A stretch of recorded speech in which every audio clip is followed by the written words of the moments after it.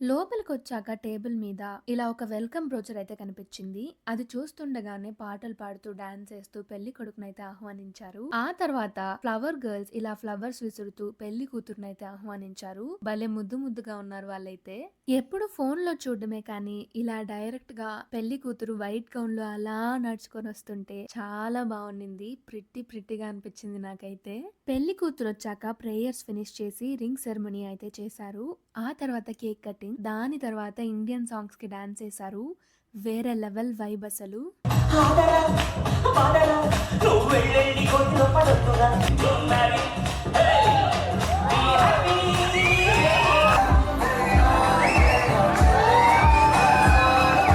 ఇలా మన సాంగ్స్ కి ఇక్కడ ఉన్న వాళ్ళు కూడా ఎంజాయ్ చేస్తుంటే నాకైతే భలే అనిపించింది.